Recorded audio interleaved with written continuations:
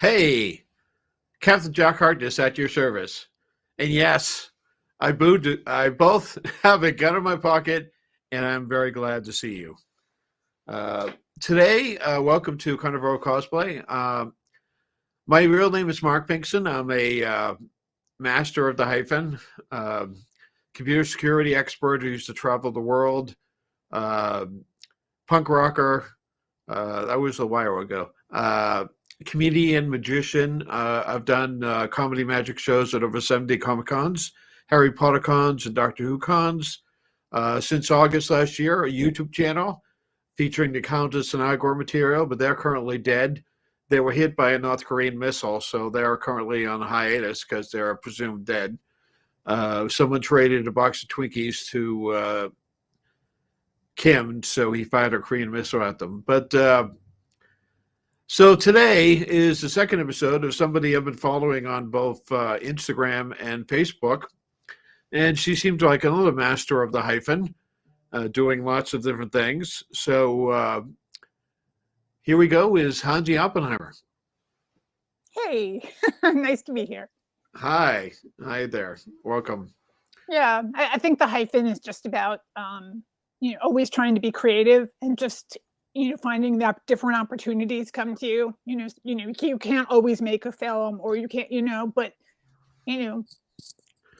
Well, me personally, I've always had a very serious day job. I worked at most governments, most major corporations, most of the three-letter agencies in this country. So it wasn't really a joking job. So I've always had some creative outlet on weekends or on personal time, so I wouldn't go insane. And being master of the ADHD, I've used it as a superpower. awesome. Yeah, I've never had like a real job. It's always been in the arts. So although they were paid me to show up and work, and I did, it was the arts. So there's a certain amount of irresponsibility that just goes along with that I'm really comfortable with. Well, I can be the most irresponsible professional person in the business, and that was me. Well, As I yeah, used to see, travel that's the that's world. why like my day job is box office. So that's like why I used to do post-production, but I decided to do ticketing because like no one's gonna die if they don't get their ticket. Like we can figure this out. I don't want to be responsible for anything big. Yes, that dealt with security at hospitals and medical equipment occasionally, and yes, people will die if there's a problem. So I'd much rather be doing the creative stuff I've been doing. I mean, I've been doing it my whole life, from a punk rocker at age 17 to. Me too. How old are you, if you don't mind me asking? I'm exactly your age. Oh, awesome. So CBGB's 1977. Yes, the Ramones. Yes, the And Ramones. bonding and Dead television Boys, and Talking Heads. everybody. Yeah, everybody. I It opened was, for the Ramones once. oh, no shit. Gabba Hey. I played in Boston. It was the Rat. Oh, sure. It's now a Yeah. very expensive hotel complex. Well, But look what happened to CB's. I mean, yes, I know. at least Uptown is still there, and there's a couple across country that are still struggling along. Yeah, I did Dance Terrier, and well, Oh yeah, I remember Dance Terrier. yeah, in Philadelphia, yeah, I and think Spit in Boston. it was around Dance Terrier time I saw the Clash at, was it Bonds? It was Booth Bonds. Bonds. They did 30 Days of Bonds. Yeah. I would have sold my soul to see them live. I actually interviewed Strummer once. I was writing for a punk fanzine, and it was during the Combat Rock tour. Okay. And I went to Asbury Park where they were playing, and he sat with me and my 2-year-old daughter and did an interview, and it was really nice. Was playing with my daughter's dinosaur with her, and it was just really lovely. Them and the Sex Pistols. I love the Sex Pistols album. Live, not so much, but I have a good Sex Pistols story, but do you want to talk about cosplay, or you want to talk about fan adventures? that's true. So what's the Hansi origin story in cosplay? So it's actually kind of interesting for me. I'm talking about me here. So, And maybe you'll be some of us will be interested as well. well, it's been really interesting because I've been studying fandom in one way or another since 2000, and making films about fandom. So, um, I was always on the observer end, and I even made a short about cosplay and interviewed cosplayers. So I surrounded myself with all these cosplayers, but I didn't feel up to par to because they were such masters.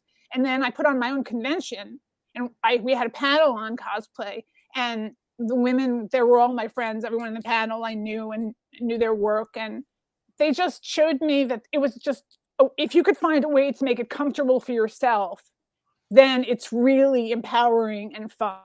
I think I know one of those people, Chana Oh Odom. yeah, yeah, Yeah, yeah. she's guest this week. She's a friend of She's mine. awesome. I love her.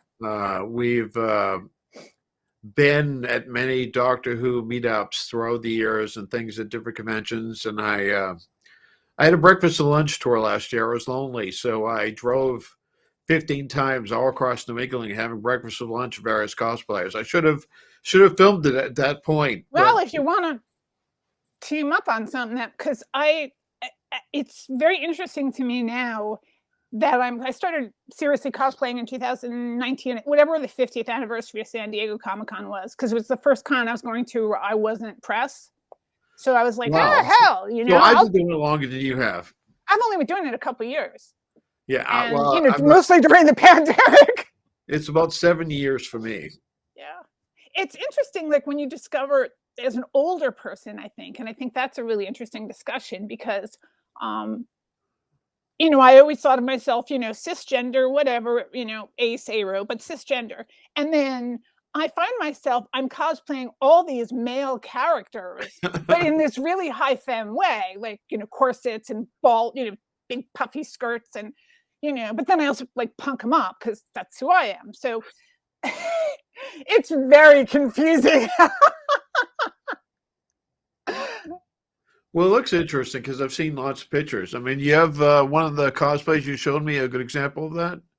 Oh, sure. Well, the Ash cosplay is one of my best. It's that's the one with me and the Death Eater. That was from Dragon Con. Yeah, me and a Death Eater are standing there, and No, that's the no, wrong no, one. that's Chucky. Oh, That's that's the the tick. tick. That's the first one that people. There we think. go. There is Ash. Yeah, yeah. I love that cosplay. That's such a fun, and I've added to it. I've added his hand to the boomstick holster. So I've Okay. got like this decrepit hand now up there, and Gee, that's a giant chainsaw. yeah, I know. Isn't it awesome? It's made by Fantastic Horror, who are the guys. John Van is just wonderful. I was at Dragon Con. I purchased it from him. I didn't know him, and I'm walking past where everyone gets their photographs done, and I hear this guy getting his photograph done. Batman yelling at me, "That's my arm!" And I'm like, Van? Yes, the Ash puppet here likes it. Oh, I love the Ash puppet. Evil Ash. Evil Ash. Yeah. Good, bad. I'm the guy with the gun. I had to get that when it came out. The fun part of being Ash, because you can be such an asshole. And Yes, everybody loves it. I really loved the series, though my daughter, who's into horror, was quite disgusted by the show.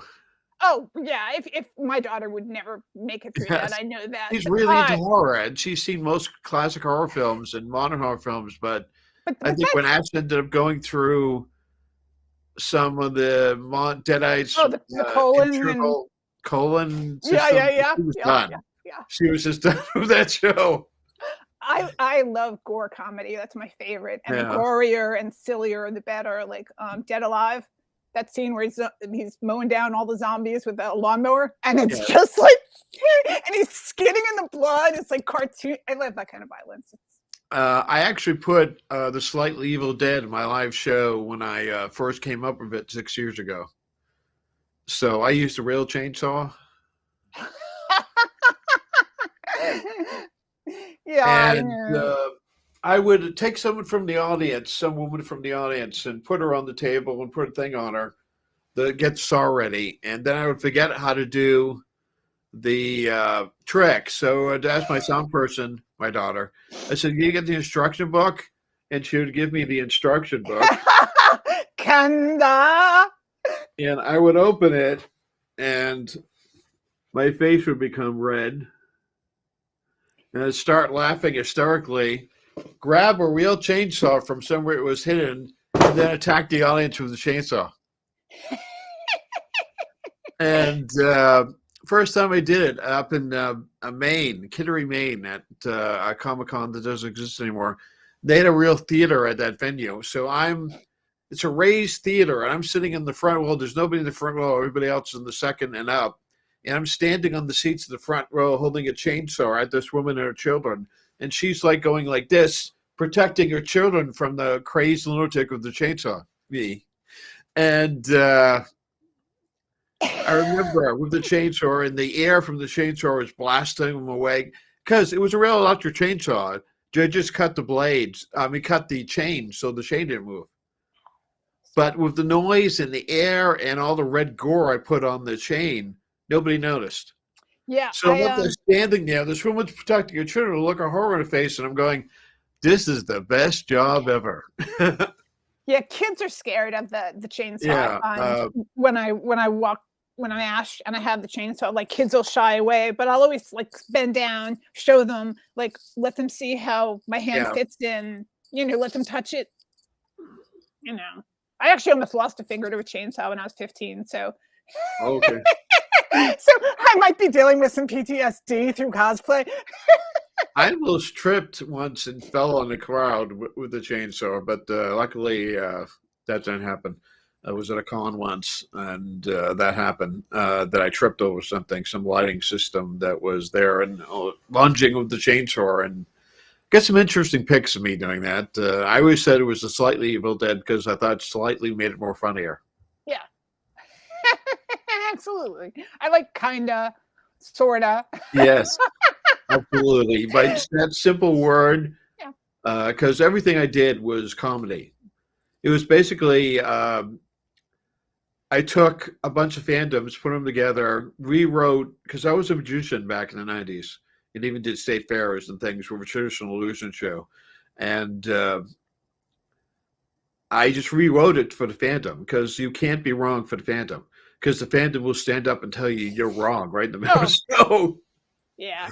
So I totally rewrote everything.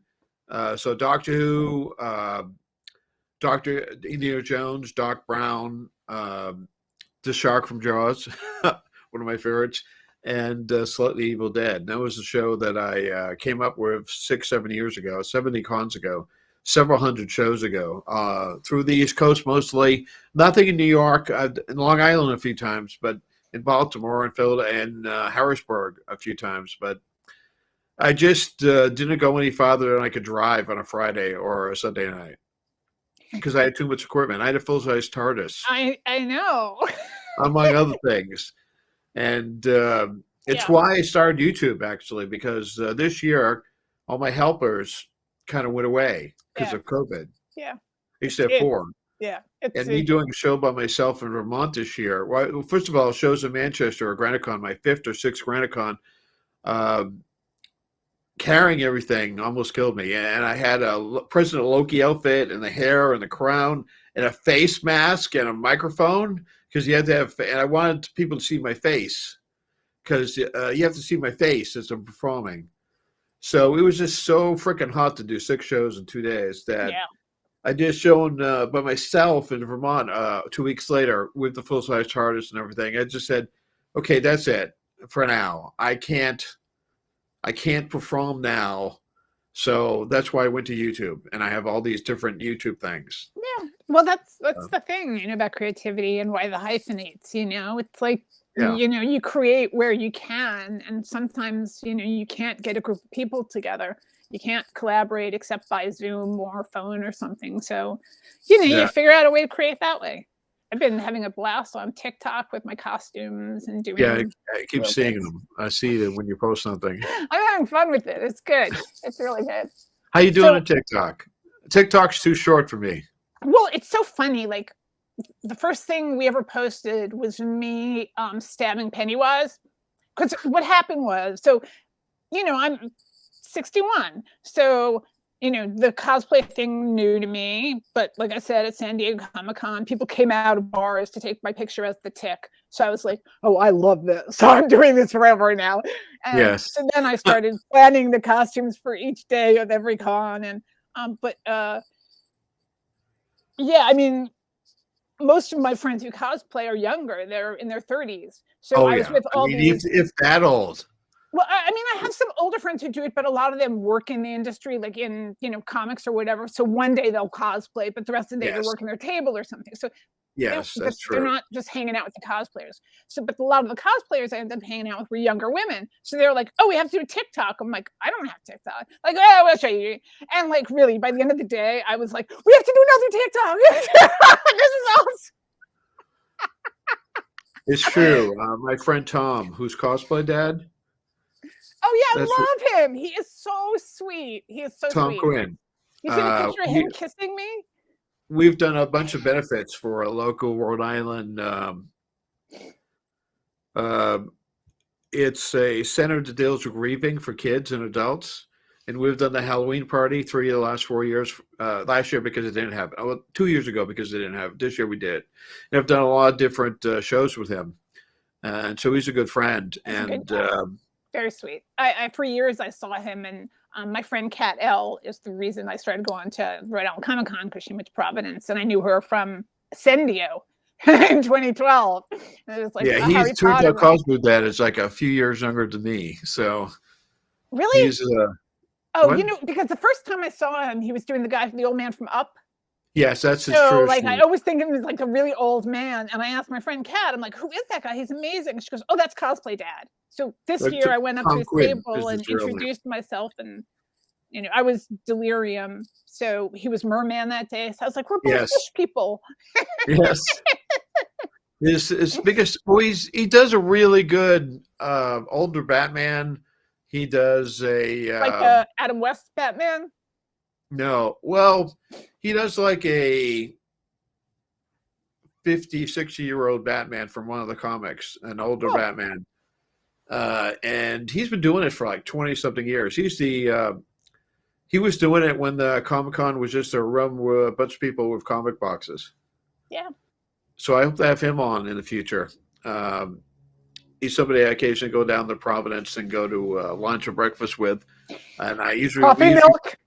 Picture at most cons, but I have more pictures of him and I together in different costumes than anything else, because we always do a selfie at some con we're at. Yeah. But you're right. There is, him and I think Matches Malone. He's a Batman. I would really love to do a panel on this someplace on aging and fandom, because it's you see more older people cosplaying now than you used to. Still, but these two guys I know are both younger than me. But one's a full-time Batman. He walks around. He's from Southie, actually. I only recently saw him hold his mask for the first time. He does a lot of hospital shows and Make-A-Wish shows, and he's literally a retired guy who's a full-time Batman. That's awesome. I want that job. For various things. Well, wait, I think Joe Lansdale has that job. Yeah, you got to have a pension to do that, though, or some retirement, and be able to kick ass. Yeah, but I think there's definitely should be more people our age doing it, because it's so fun, and it's such a great way to make meet it easy people. for me to find a date at that point. Because I've used my cosplay pictures on my dating profile for years now. Because I figure if I'm going to freak somebody out, I might as well do it. Get it over with. Yes. Yeah. And my latest girlfriend thought it was interesting. So that, but I think a lot of people just said, who's this freak? What is he doing? Yeah, but you know what? That's the whole thing about fandom. There's always, that's the whole thing about creating. There's always going to be a bunch of people that are like, who the fuck is, what are you doing? But the people who get it, and that's, and if you're happy doing it and a couple of people get it, it's amazing. Do you know who Pallbearer is? No. Pallbearer is a Pallbearer is a was a wrestling manager at the WWF. He was actually the Undertaker's manager for many years, and I do a pallbearer. It was in the intro of me with makeup, white makeup, and things around my eyes, and I'm holding an urn. And Oh yeah. actually, with my friend Matches, it was in the intro, and I was at Super Mega Fest. I did 5 or 6 of those in a row, and I did one of those. the after party, and I was doing pallbearer, and this woman comes up to me and goes, "I don't know who you are, but you're doing it very well." Yeah, And I thought it was a good compliment from a normal person at the hotel. Although I think at GranaCon one year, I think the hospital, I mean the hotel front desk people were about to call the police on me because they were like, "Who's this creepy guy with the urn?" And years ago, I was on Main Street. My friend opened up a cell phone store, and I crashed the party as pallbearer with the urn. And I was just selling cell phones on the side of Main Street in Nashua, New Hampshire. And that was the same day as the Pride Parade, and Bernie Sanders showed up. And I wanted a picture. I so wanted a picture. Yeah. And the Secret Service wouldn't let me get anywhere near. Hard to believe. Yeah. Especially since you have credentials. You're not just some rando fan like. Well, I used to be a reporter many years ago. Back in college and high school, I was a reporter for the local paper. I thought that's what it was going to be. Yeah, and, there's been a lot of things. I thought I was going to be a filmmaker. I was accepted to BU at the School of Filmmaking. My parents wouldn't pay for it, but I was accepted there. Yeah, I went to SVA. It cost too much. I should have just spent the money on making films, honestly. I mean, I met some great teachers there, but honestly, I think a degree for film is stupid. I don't know if a degree is actually good for anything these days outside of medicine. It's not. It wasn't when I graduated, and I went late, so I graduated in 2000, and it wasn't good for anything. I ended up working in post houses for years. Yeah, I paid for my son to go through aviation training instead of college, and he now is the captain of the world's fastest private jet for the rich and famous. Wow, at 25. That's cool. He's done air shows at 19. He was the head of a touring museum of World War II planes when he was 19. He is going to pay in taxes more than he made a few years ago this year. He drives a Tesla. He's got a townhouse in Orange County, and he's 25. So he didn't go to college. I've lived a life of I was on the street in the 70s. I've never had a pot to piss in. I've been poor most of my life. Things are finally getting better. Making some money off the Lansdale film. And I'm working. I work for Lincoln Center. But I would love to just do this all the time. I was hoping I could do that, and I was four-walling films before the pandemic, but right up to March of last, when it all came down. Dream. At one point, the Countess and I were going to do that on YouTube, but and all our Countess and Igor, I didn't want to do that. I wanted to produce that, and she kind of brought me in to be your butler manservant brought back from the dead. She hit me with her car and then used a $20 Groupon coupon to bring me back to life. And she's got lots of ex-husbands. They keep dying on her. So there's a whole 20, 30 Countess and Igor videos that we did. But the woman who I did them with is probably one of the most talented persons I've ever met in my life. Melisette that has a horror podcast called A Frightful Fret. She's got some other horror new podcasts out, and she's a one-parent person. She's disabled. She's got a brain disorder. she's got a really rough life, and so she's just not available most of the times. Well, I'll have 20, 30 videos I did in like 4 visits to my studio here. I built this studio in my house to do that show. And so that show looks like I don't know what's going to happen with that show in the future. Did you build your TARDIS? Years ago, I paid $200 in Craigslist for an unfinished. Wow. It was in a home in Lexington. Someone's uncle built it for them, and the mother had no use for it. And it was built without a roof all the way because it had to fit in their thing. And the woman said it didn't fit in her house. And so the son was upset, but the woman was selling it, saying, it doesn't fit my house. It doesn't go with my house. So no, my TARDIS! I had to put a roof on it. I had to expand the roof and put the signage in and put the glass windows in and paint it. But I've done it before. I had a TARDIS garden shed in my yard for 12 years. That's awesome.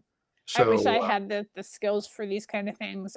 Most of my cosplays are like collages, so like, I do a lot of stuff like, this is my Joe Bob low-key cosplay.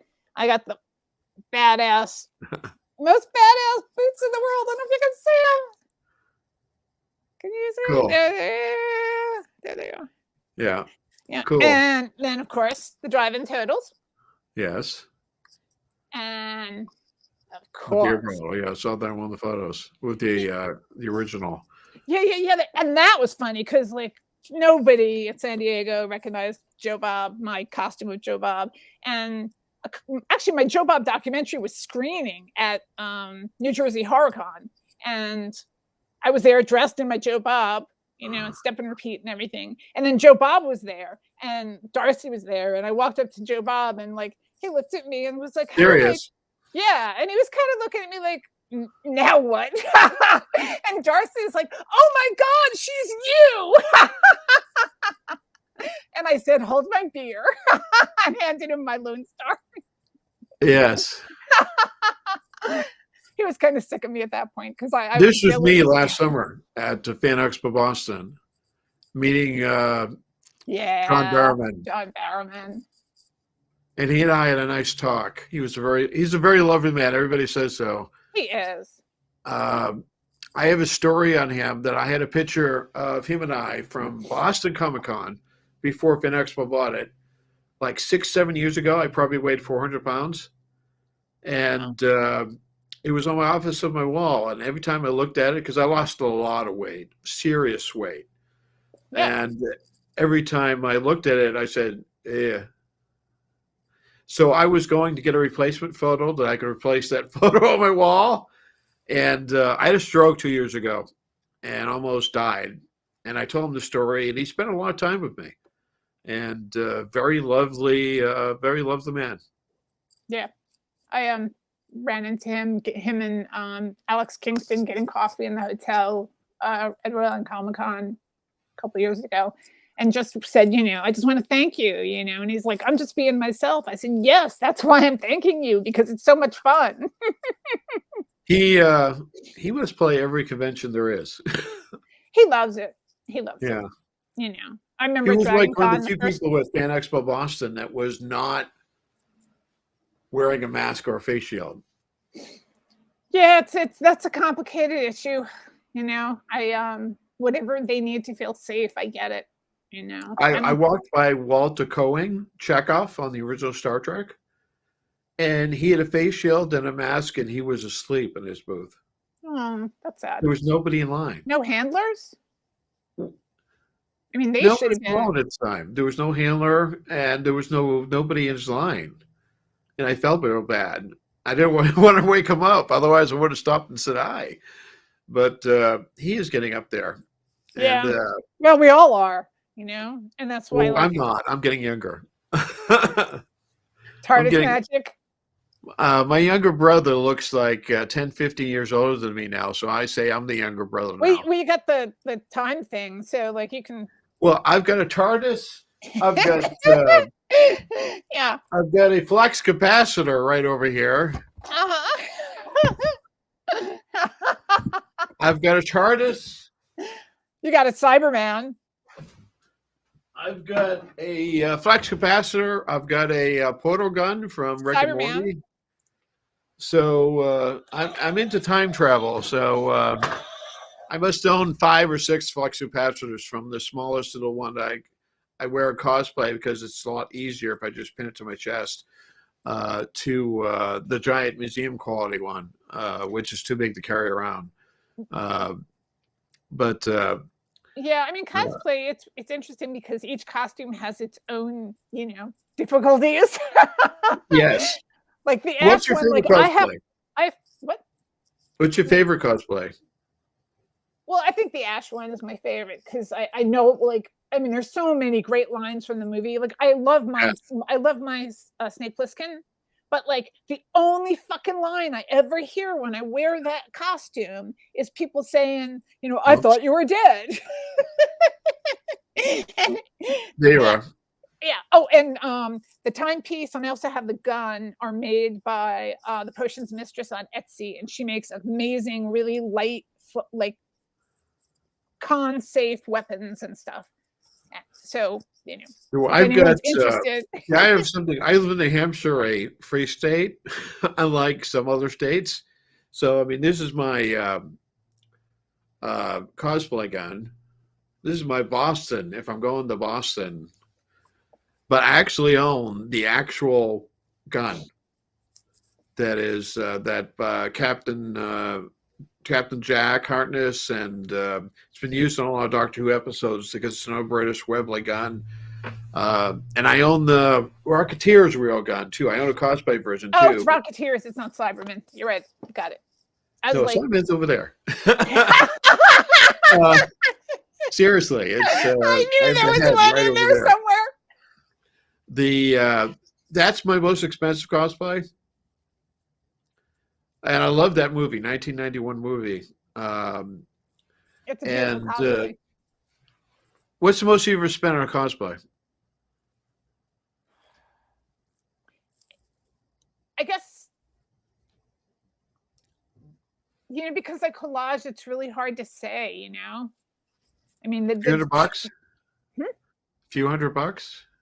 Yeah, probably. I mean, maybe 400, something like that total. Yeah. I don't spend a lot on them.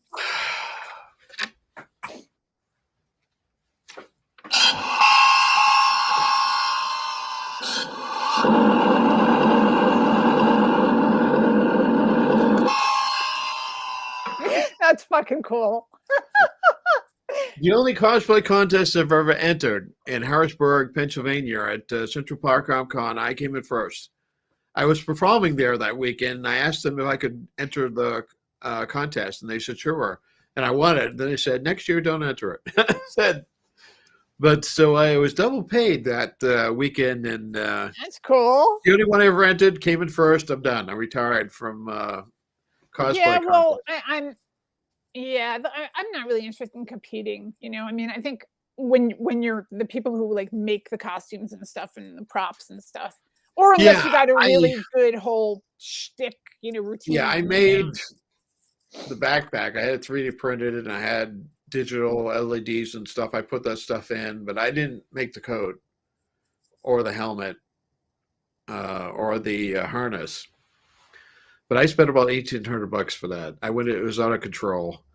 Then I bought the helmet for $105 at Super Megafest, and within 6 months, I had spent way too much money on that cosplay. I do think it's one of my best of a costume cosplay, but it was slightly out of control to spend all that money on that. I spent $400 on a used Hellboy costume. Oh. I made the mistake of, it's the first time I'd ever done body paint, and at Dragon Con. Yeah, this is to start somewhere small where no one will see you.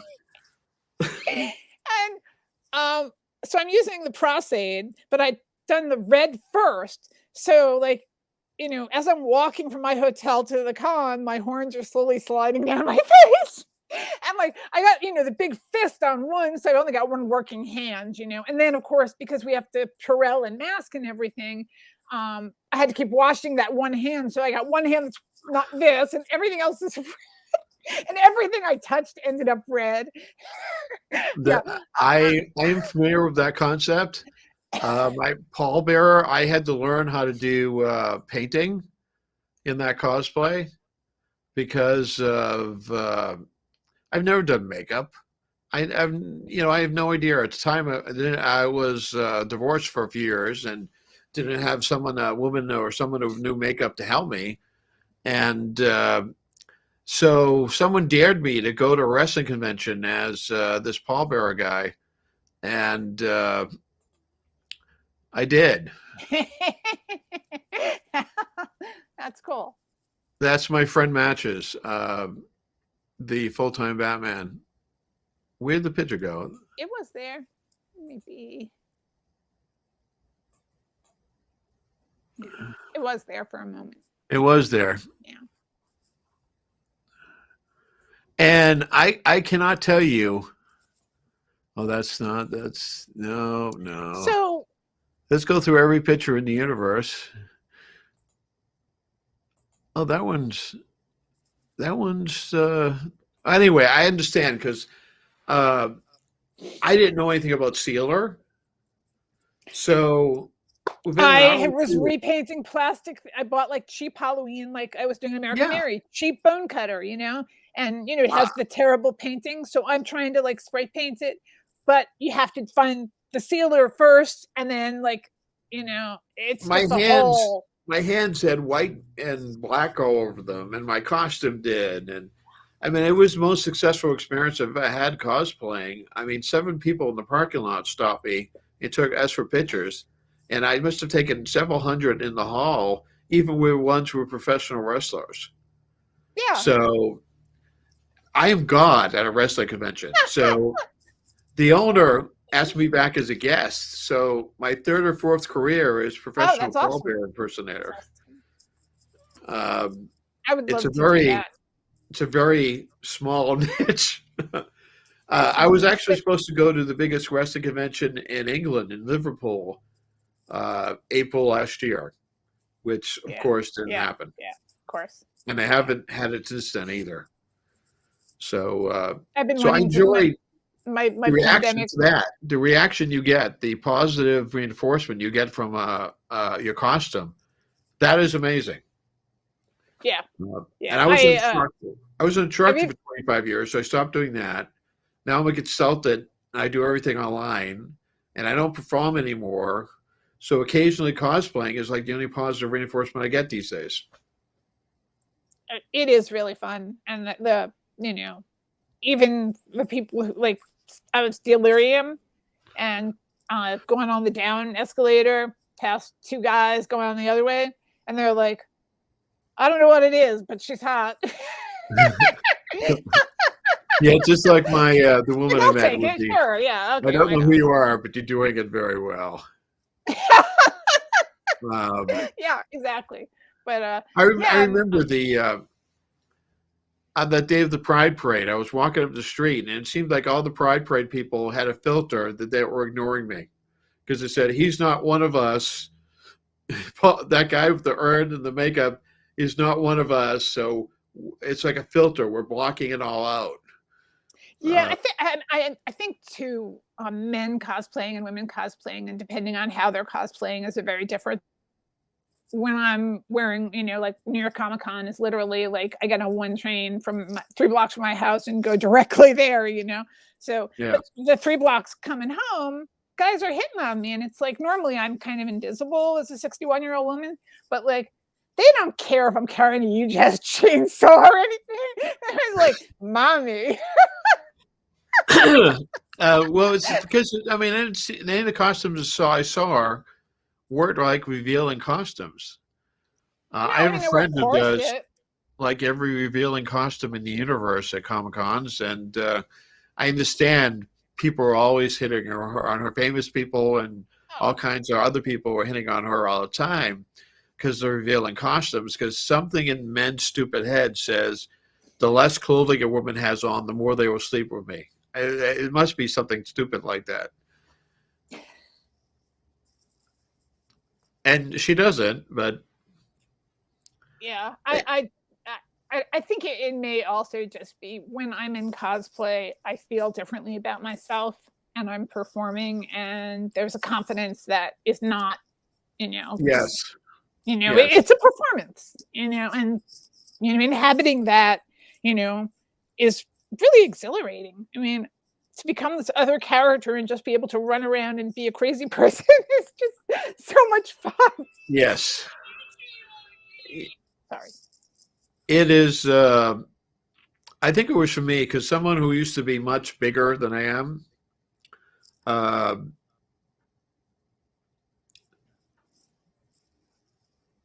The characters I can get away with in the reactions now are much more like the characters than when I was much bigger person than I was. Oh, sure. Well, of course. So that is something that I really helped in the last year. I had to go buy new clothes, but some of the cosplays don't fit anymore. But I think that is that is good. Plus the reaction I've got from I think Cosplay Over 40 is one of the Instagram groups that I had 5 or 6 photos posted at. That is nice. I belong to a few different cosplay groups that does that. And it's likes, but it's still a positive reinforcement. And I just didn't like myself a few years ago. I like myself much better now. So I think it shows in my cosplay. And the very few bad guys I do, there's something different when you're a bad guy. Oh, well, I don't think Ash is kind of like anti-hero. I guess anti-heroes is what I do. So, okay. They're not really villains there. Sir Lord President Rassilon from Doctor Who, which was Timothy Dalton. He was on 2 episodes at David Tennant's last 2 episodes. And I loved him and he had a big cloak I had made years ago. And and his staff, I just loved the evil dripping from this guy's mouth. And so I've actually chased real Doctor Who's around Doctor Who conventions as him.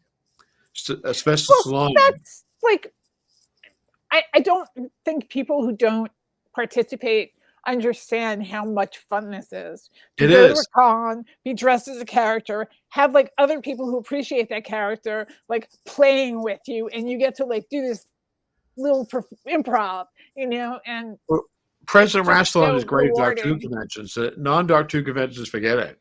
But at Doctor Who conventions, well, you have to read the con. Playing with me. Actual Doctor Who's would play me. Other cosplayers were bowing to me because I'm the president of Gallifrey. And so you must know Mr. Clever. Yes. My dear friend was also on that panel. It's definitely one of the reasons why I started cosplaying, because He's a very specific cosplayer. Well, and just added a second cosplay now for the first time. So that's really interesting. But I've only seen them in their one cosplay, Mr. Clever. Well, for years, and they even talked about this changing. They're doing the character from Dune. And it looks amazing on them, and they feel really comfortable doing it. I haven't seen it yet. I knew her from, I must have met her at Doctor Who meetup. Because I had a TARDIS, I ended up hosting the Doctor Who meetups at a lot of Comic-Cons around here. Then in between 3 shows a day I'd hold a Doctor Who meetup. So everybody would come by and would take pictures in front of the TARDIS. Absolutely. I've got a bunch. I don't know if it's your TARDIS or whose TARDIS, but I got a bunch. At TARDIS, you get to host a lot of Doctor Who meetups that way. And it's either that or I did Regeneration Who in Baltimore.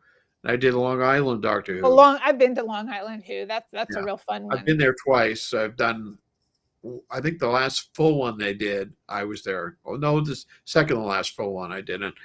And same thing with Regeneration Who. They kind of went out of business after the next year. COVID has done that to everybody. Yeah, it's We don't know what's going on. I mean, I sell tickets. I do box office. And I'm working from home. I mean, Is Broadway shows back or not? some of them are open, and it's actually, if you're in New York, it's a really good time because they're doing 2 for 1 this month because they're the ones that are open are struggling. So, but I have friends who have been going to see Hadestown and all these different Yeah, but you need a CAT scan and an X-ray to get in. Well, you probably have to show your vaccine That's record. a joke. Yeah. Well, I can't tell anymore. This whole thing has made people so crazy. Yeah, I've been to like 50 or 60 Broadway shows. I'm a big musical person. I used to work in New York like 1 week a month years ago.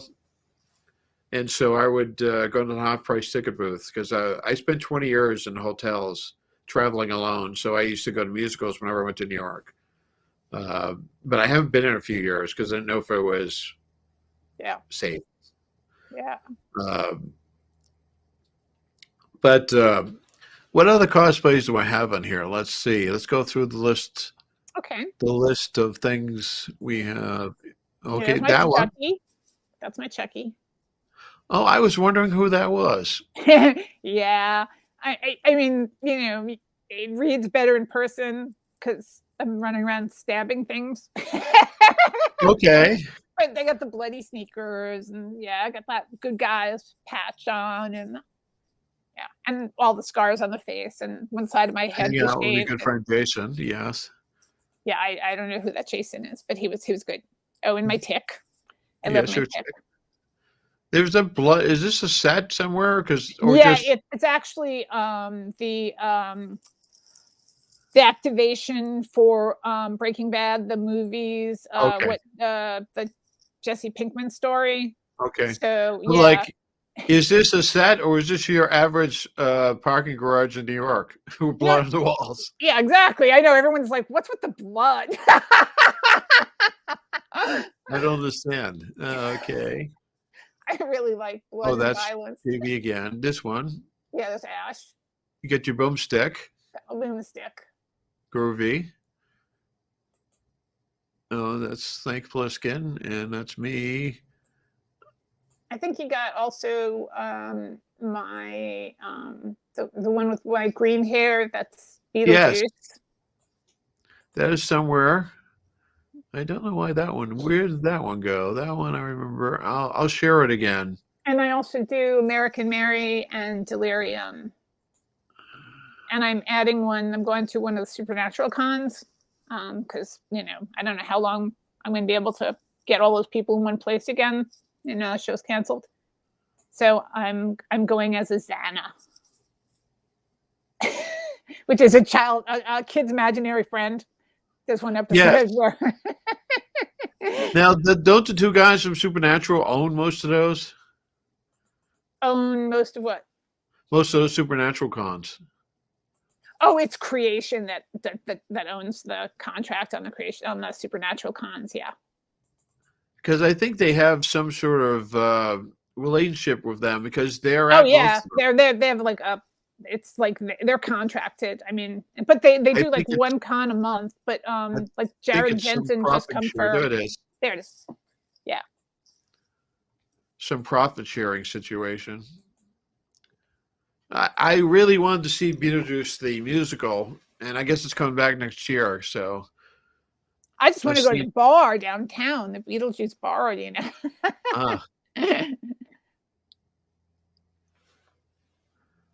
Yeah, I got a couple of looks for him, sort of an Edwardian one and Edwardian sort of 50s one. Yeah, I like to fuck around. Who's the cosplay you most want to do? Whoops, I got rid of you. Okay. I am. I'd love to do Maria from Metropolis, but without like being in a suit, it would definitely be like some sort of like almost the headpiece like the Rocketeer or Cyberman, because her thing is very similar. But then I would just wear like silver corset and fluffy skirt and. I so much want to do Johnny Depp from Fantastic Beasts 2 as Grindelwald.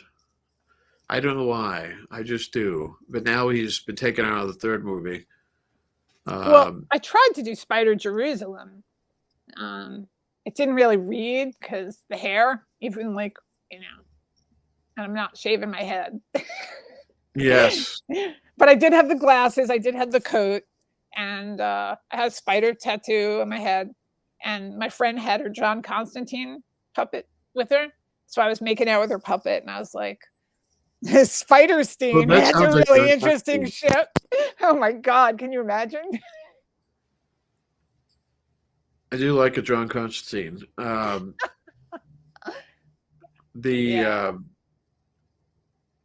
What's your future plans for now? Not just cosplay, anything. Well, because I know you're a multi-hyphen. Yeah. Well, I'm still selling the video of my documentary on Joe Lansdale, both on Vimeo and on my website, which is squeeprojects.com. And I would love to screen it in libraries, community centers, educational. So if anyone is interested in, like, contacting me to do a screening, I would love to do that. Harder these days. It's harder these days, absolutely. But there's virtual platforms. I mean, I'm just going with it. We'll see. We'll see. The local library here went to a reservation system to actually go to the library. I tried to get a reservation, but they were all booked. That's a joke. Oh, sorry. Yeah. Oh, it's a bad joke. It's sorry. It's a dad joke. Sorry. That was my third joke last week. I'm sorry. I was trying to figure out the answer to the last question. Yeah, my kids have a saying. How do you know he's joking? His lips are moving. You gotta love dad jokes. They're evergreen, Well, as someone who was Neil deGrasse Tyson does them on, like, he does them all the science, like, dad jokes on Instagram, like, or on TikTok. He does, what was what happens when tectonic plates bump each other? Sorry, it was my fault. What's the most important thing about comedy? Timing. Okay, yes. I don't have it. I've always been a natural comedian. I've done stand-up. And what I really do is I'm a comedian who just happens to do magic and use huge props. I'm talking huge props. I mean, that's what most of my shows are. This year I did a Loki show at GraniteCon. I introduced it in less than 30 days. I built a show and did the magic of Loki. And we're based just on a few jokes, I thought. Bring a real villain to the White House. So I thought it would be a good joke because I did it as a campaign stop in New Hampshire. So that's where we get a lot of presidential campaign stop people. So President Loki, and again, they said they almost didn't hire me because it was a little too Loki. Yeah, I have a friend who is president. I mean, there's so many Lokis, and one of my close friends makes Loki cosplay gear. So, like, all my girlfriends, there was one day that was just like Loki Day, Well, last I think President Loki itself has become the new id cosplay at cons this year. Yeah, you can see it going through cycles, Like, I remember the first time I saw a Stranger Thing where, like, somebody, like, was walking with the lamp, and I'm like, what are they doing? And then somebody else behind them had the rubber canvas, and they put the hand through the, and it was like, oh, well, it used to be Harley Quinn too. Every female cosplayer in America was doing Harley Quinn at one point. I've never done her at a con, but I do her for TikTok because the wig is so great. But there's so many Lokis that old Loki, President Loki, Crocodile. Don't forget Crocodile Loki. No, I had the crocodile, and I invented Pomeranian Loki. So I had my little Pomeranian dog that I made appear, and then put a crown on its head. And he actually got more pictures of himself with a crown than I did. They edited me out and just said him. Yeah, well, cute pets. It's going to be someday. It's going to be a Chewbacca show featuring that other guy because he's such a cute little dog. Chewbacca, you here? Probably not. Okay. I took a picture with the Chewbacca at Rhode Island, and like I look like I'm like up to his waist. That I mean, on Well, stilts and stuff, obviously, but like this dog is just a little toy Pomeranian, so he's just like this big, 5 pounds. And he was part of my shows for like 60, 70 cons, and he traveled better than I did. And everybody loves him. And we called him Chewbacca because when we got him, he didn't bark. He just made Chewbacca-like noises. So he's a mini Chewbacca. And I've done I've done stuff as a Jedi at shows with him, and but he was Pomeranian Loki earlier this year. So he's a cute little dog to have. it's a little tricky, you know. I mean, I also find like there's certain my friends who do cosplays, and so like you don't want to get into their territory. I mean, you know, unless it's such a character that it can, you know. So I mean, there's all these things that I didn't know about fandom, even though I'd been studying it for years, until I was actually doing one of the things. And I would agree. People are very proprietary about the cosplay. Absolutely. Unless you can do it in a different way. Right. Or well, I understand that you feel copied, you know.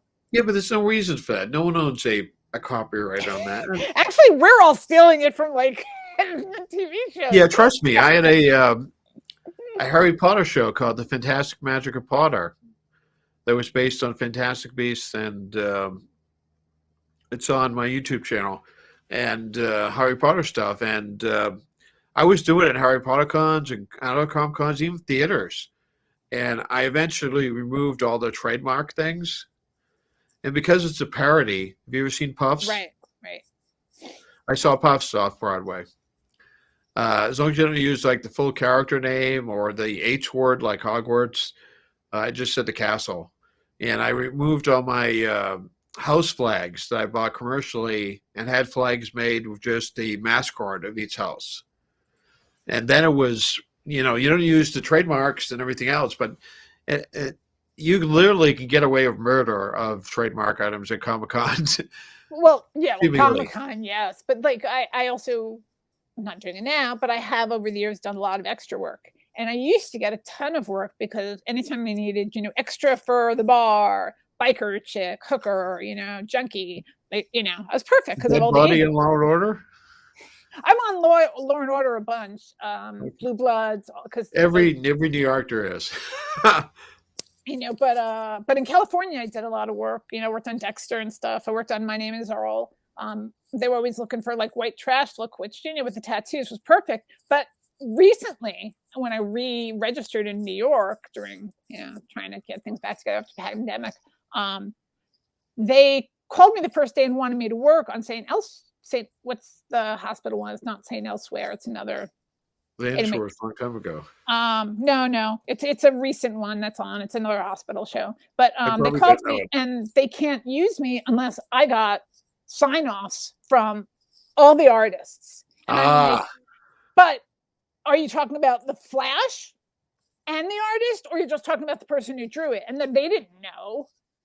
So it was like, first of all, I have no idea who gave me most of my tattoos. It's not like well, I've been getting tattoos since 1974. Like half of them are dead. That's weird that they are now enforcing that on copyright stuff. Somebody must have had a Marvel or a Disney tattoo, and I make you bet it was something like really like one of those that have like lawyers just looking for that, and that was it.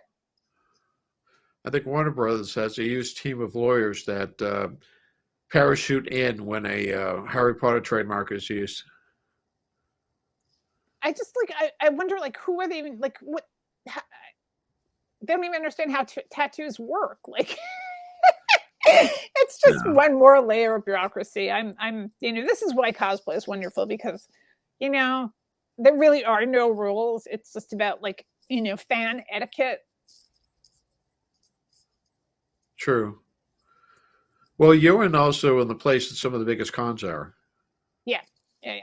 And I do travel a lot to cons. I'm lucky. My job is really flexible. with Lincoln Center, so I can say like I'm going to be gone for a week. And I personally like the small cons, the medium-sized cons, better than the big cons. Well, I didn't like San Diego. It was my one and only time. I felt like That's too. I love San Diego. I've been there many, many times, but I was always afraid to go there that week. yeah, it was weird because it was like MuggleCon. It's like everybody who, I mean, there are people who go there every year and are, and I had friends there, but I met so many people in bars who that's the only con they go to. They go every year. They go with their family. And they're not in the culture really the way we are. Well, I have found that the audiences, because I'm performing at a lot of these cons, and I've found that audiences at small and medium cons are much more appreciative. That when you go to a big con and every actor in the universe is in the celebrity hall, and my shows went over well, but my worst logistics weekend, and I don't think the audiences were at a Fan Expo Boston. I was the least famous person in the building. I did 5 shows between Friday and Sunday, but I mean, Captain Kirk was there, the Back to the Future, the Princess Bride cast was there. I mean, Michael J. Fox was there with the. So I wanted to go to so many shows that I couldn't because I was working, and I must have walked 20-something miles. I had to move a 500 pounds of equipment past evil Teamsters who were not showing me the right elevator to use, and I had about 8 people with me to move all this equipment, but moving 500 pounds of equipment 3 football fields up through 2 elevators. And then 2 of my shows were on the first floor and 3 were on the 3rd floor in a shared theater. Oh, come on. So you have to like move everything. Well, the theater stayed where it was, and some boxes, big boxes stayed there locked, but I can only access it between shows or my time. So I have not gone back, even though they wanted me to come back. And so, I mean, the Boston Exposition Center is just a deadly venue. I've been there for PAX East a few times, and it's just not a logistic to me. I mean, in parking, I think parking cost me more. Everything was free, and they gave me money, and they gave me hotels. But I think parking ate up most of the money that we were parking for 8 people in Boston for a weekend. Ate up most of the money I got from the con. Yeah.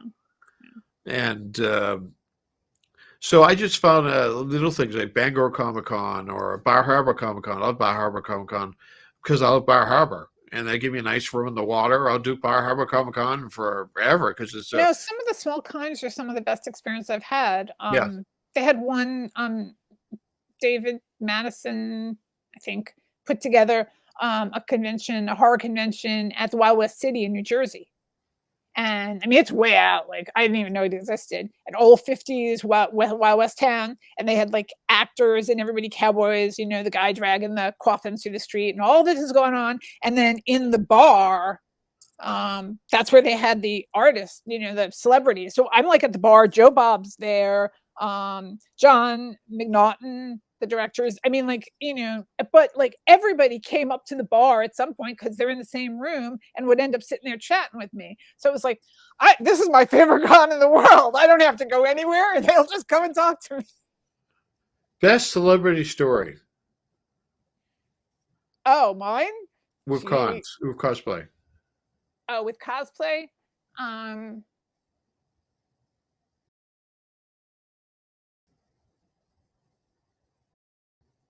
Yeah, I mean, I mean, it was fun. I'm sure you have great celebrity stories, but I wanted more in cosplay. Yeah. Well, the cosplay thing's new. So I haven't really, I don't know. I mean, I don't know. Yeah, I can't think of one. Sorry. That's okay. Years ago, I was dressed as the Snake Plissken. And I got a picture with Adrienne Barbeau. Okay. And I was feeling so good. Like, yes, I'm Snake Plissken, although it was a femme Snake Plissken. And then I walked over to some other table and they were like, oh, hello, pirate lady. And I'm like, ugh. Well, I won't say the It's celebrity that insane thought I how was a many pirate. times I get asked or called doctor when I'm dressed as Newt's commander from Fantastic Beasts. It's Huh. the yellow scarf Okay. that people immediately think of. This coat would probably do it too. The other stop that. Are you time traveling again? The Uh-oh. Rocketeer backpack is alive. That's Yeah, awesome. people kept calling me doctor because of the scarf, or when I'm Rassilon, people sometimes think I'm the Marvel character, Doctor Strange. Or what's your best story about being noticed as somebody else or recognized as a wrong character? Well, delirium is confused most people. Actually, it was interesting. It's like most guys had no idea who the character was, but women were like, "Oh my god, delirium!" They were like, from Sandman. And Okay, I get it now. yeah. No, it's a deep cut cosplay. But she's fun, like because she has fishes and poofy skirt, and she's crazy, so I can act like a crazy person, which I really enjoy. The Soska sisters liked my American Mary. Yeah, the cosplay gives you the opportunity to really go crazy, doesn't it? And I'm insanity doesn't just run in my family, it gallops. Because it's not you, it's the character. Exactly. It's I really finally understand acting now. As an extra, it's basically your furniture. Just sit there and Yes, look that's like true. just do something in the background that's not going to call a lot of attention. That's fine. Although I must admit, I have kind of lost it and gone really wacko as Pallbearer sometimes. I know the costumes will inspire you to get really crazy. Oh, yeah. His face shakes and he jowls and he goes like, yeah. And doing that for like 2 or 3 hours, you could be hoarse Oh doing yeah. his Oh yeah. shiny Actually, thing. that's another thing that like I find as a cosplayer. Like I had no idea the amount of hard work it is to Oh, not yes. only put on a costume, but go out in the costume and perform in that costume all day at a con. And I like to find something. I always have a line or something because I like to interact with people in yeah, costume. I yeah. mean, some cosplayers don't like to interact. They wait for people to come up to them and ask for pictures. I'm always big time interaction. My shows were all interaction with people from an audience because I was always hoping to do something wrong because it's funnier. I could go with it. Yes, Yuck. I say, this kid is doing his own show up here. I'll just go sit in the audience, and some kids will just go on for a while. And but I've also done things with swords and knives and things, and people Yeah, get I a would little love to weird. learn like stage fighting because that would be really fun at cons, like with some of my friends to run Well, I around. put swords through people's neck. I put 20 daggers through someone's head. I cut people in half with a Is saw. this in your capacity? This is in your capacity as a magician, right? Yes, it's on. It's on. I've done this. Most of the stuff's at a contest. It's on my YouTube channel. Okay, I'll check it It's the out. most popular videos, by the way. Every time I try to kill the countess, it's sawing in half, or using my guillotine on her, or solving the countess's headache. So, like, have you always been? I obviously you're a time travel guy. So, were you a science fiction guy growing up? Like, was that Always science fiction and fantasy. what were your favorite authors? Asimov. Um,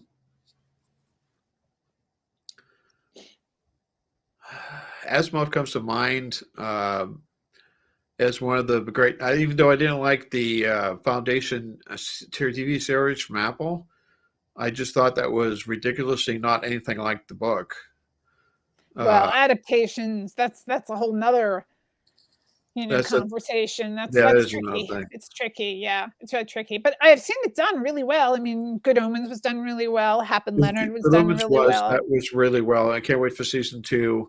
Uh, the Harry Potter stuff goes back to when I had kids, and I used to read Harry Potter books to my kids. exactly. That's The how I Chronicles knew of that they Thomas knew. Covenant, the Unbeliever. There's like 6 books about that. I remember that. No, I Enchantress was much more of Game, a monster kid than Original than Monsters. So sci-fi. Vincent Price, Dr. Yeah, Fives.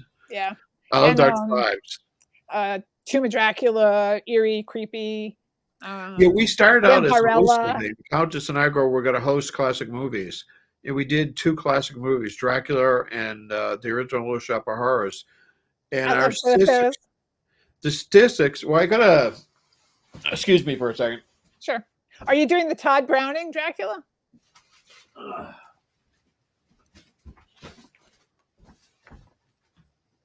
Audrey too. Yeah, so at that show I did in Vermont, they had one, and someone was selling it. And I knew we were doing Little Shop of Horrors, so I basically spent the money I made that weekend on that. Yeah, And I've always liked that movie. I've seen the Broadway production a bunch of times. Not the new Broadway production. A few years ago, I was there the last night it was on Broadway. I was there. And then my friend was the stage manager of a touring company of that years ago that I went to. We got to meet the cast and the puppets. So I've always liked Little Shop of Horrors, but people were fast forwarding through the movies to just watch our parts. So Countess wanted to be a horror hostess, but people liked us. They didn't like the movies, the old black and white movies. So we moved on to other things. Yeah. Because the Elvira concept or Vampira hosting, that was the original concept we came up with that didn't get a lot of hits. And the people that were there were just fast forwarding through the movies to watch our part. Well, so we to be honest, I do that with Joe Bob. Yeah. Because like I don't always feel like, watching the movie at the time. I'm interested in his take, but I can watch the movie whenever, and a lot of them I've seen before too. So it's we might be doing something in the future because she does a really mean Nancy Grace, and I was the shark from Jaws, and have done some remote videos and a panel show. And again, I'm just a shark from Jaws, and she's rails against something. So we might do another remote of that if she has time. And people seem to like her, Nancy Grace. They actually hate her. She's so good as Nancy Grace that people are like, wow, she's too good. Karma's a bitch. And the Shark from Jaws was a panel show. We were talking about Michael Myers from Halloween, and said like, well, don't go to Hintown, I'm a shark. You don't want to be eaten? Don't go in my backyard. And we just ad-libbed the thing, and people seem to like it, so we might do more of that. Now the Countess and I are slightly dead, or presumed dead by the Korean missile. I think on YouTube it's tricky because I think part of the whole thing with horror hosts is that it's communal. So do you do a live feed at one point, or just? Yes. Yeah. Okay. All right. So then you do have that. Because I've been working like New York City Horror Film Festival the last couple of years doing panels on women in film and horror, and they asked me to be a judge this year, and I'm like, so that means I can't submit my film, right? Probably. They're like, yeah, that wouldn't be okay. I was like, oh, okay, fine, yeah. Just asking, Well, the YouTube thing is weird. Have you done any YouTube? Oh yeah, I have a whole thing. I have a bunch of films on YouTube. Yeah, okay. That was pretty much my first platform, and I didn't sell any of my work. My first film, I had a terrible experience, and then I made just shorts and stuff and interviews and that kind of stuff for years. And then this film I just finished recently is like my first feature since 2000. I must be making 10 different types of material on YouTube, on my YouTube channel. I'm trying to find the magic. I'm doing a comedy ghost hunting show at some point this year. Thinking, most going to go to haunted places, but it's going to be comedy. I'd love to go to haunted places and take pictures dressed up. Yeah, that sounds fun. I was at Lizzie Borden's house last week. Yeah, I was just looking on because on Instagram someone posting that, and I was like, I got to visit that next time I'm in New England. Yes, I wanted to go spend the night. And I had an idea for a ghost hunting show that Wood Galtus and I would go there, and Lizzie Borden's ghost would show up with a knife, and then the Countess and her would talk about the best hatchets to use for about a half an hour. I just think that's funny. So that's the type of idea I want. A haunted donut shop that the donuts are haunted. So when you eat them, you get weird ghost noises coming out of your stomach. I mean, these are the ideas that I've come up with for a comedy ghost show. I was going to do it with the Countess, but she's not available. I wanted to travel around the country with the Countess and do that at various.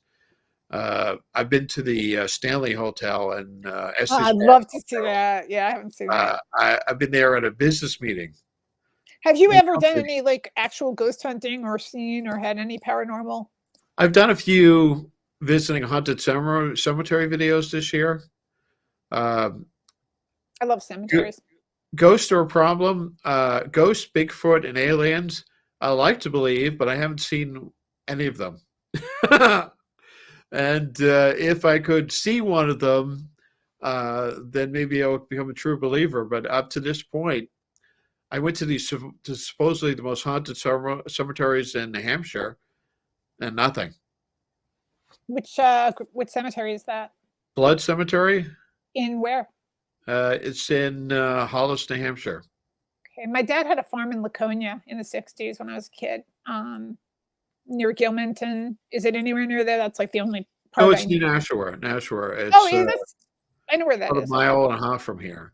Okay. And also Gilson Cemetery, which is a little tiny cemetery in like $1 million neighborhood. There's this little weird cemetery that several Gilson babies were buried. They had like 3 or 4 babies that died in childbirth at various times. So you see baby Gilson, baby, they weren't even named. And people leave creepy toys on the gravestones. So some have been outside for like 3 or 4 years. So it's really a creepy place. Really creepy, yeah. But again, I didn't see anything. I'm just looking for a co-host for those shows because I think I need someone else to react to. It's like BuzzFeed Unsolved Supernatural. There was like 9 seasons of that. There's 2 guys, Ryan and Shane. One guy's a believer who gets really spooked and afraid. The other guy doesn't believe in anything. You need give and take. Yeah, of course. Yeah. So I've been looking. That's my future. Well, anything you want to plug? Because we've been going for a while. Yeah, like I said, you can get the Joe Lancel, the documentary. That is, I think it's interesting because it's shot from the fangirl gaze. So it's like me being a fan of Joe, talking to him about his work, and it's very first person guerrilla style. So it's available on DVD and on Vimeo. $5.99 to rent it on Vimeo. And I'm working on an essay now for a book for publication about the boys. Yes, I saw that. So I'm looking for people to interview, especially people who have read the source material and are watching the show, because I really want to talk about the differences. Just the latter. Just the source, just the show. Material. You didn't read the source material. No, my daughter has, because every now and then she'll go, well, it was really worse in the books. Oh, it's way worse in the books. It's way, I mean, but this scene or what he does here, or oh yeah, I mean some other things. They're pretty bad in the show sometimes, but he goes, yeah. I mean, they push as far as they can for TV, But I'm interested to see season 3 with Jensen Ackles, the soldier. Yes, I actually watched every episode of Supernatural. Oh, me too. My daughter gave up like 7 years ago, but I watched every episode of that. Me too. Although, like after the last episode, I haven't watched another episode, and I know I'm bitter just because the way they ended it, and I'll get over it eventually. But like I'm going to one of their cons, and I'm dressed as, a dead Xana. 15 years. You spent 15 years with them. They're like part of your family. And I've been to, cons, and, when I made some of my short films, a whole bunch of the people from Supernatural are in them, so, because a close friend of mine writes books on supernaturals. Anyway, we met on a line like you do at cons. I like your shirt, you like my shirt. We're both into this fandom. Oh, and then I worked on a project with her, and you know how fandoms go. Well, I thought it would be cool to have you on the show. Actually, I was thinking of asking you before you actually inquired about it, saying, "Is this in person?" Now, nothing's in person these days. I wasn't sure what you were looking for. And actually, like, I know some amazing cosplayers, so I was happy to give you a ref, but I was really excited to be able to do my first sort of interview as a cosplayer. Yeah, I thought it'd be interesting to talk to you because I've enjoyed some of your posts on Facebook and Instagram. So I'd like to thank you for being on this episode. My pleasure. Your Instagram Squee Media is going to come up in the closing credits. Okay. But what's your website again? SqueeProjects.com. Okay. And I'd like to thank you for coming. This should probably go online today. Well, I don't think cool. Are you editing this, or are you just putting it out? No, I'm going to post the whole damn thing. Okay. I do editing. I apologize for everything. I'm good editing things, but not right now. I'm not really limited by YouTube about how long something will be. So this is fine. We had a good conversation, so I'm going to put it up there. And I'll say hi to Chana for you, who was on your panel at one point. She said she loved you. Hug from me. She said she loved you and had several different icons after it. Yeah, she's wonderful. Dr. Smoosh. Yes. I know her and I'll mention that to her next week when I see her next week. But thanks for coming. I'm going to play the end credits now.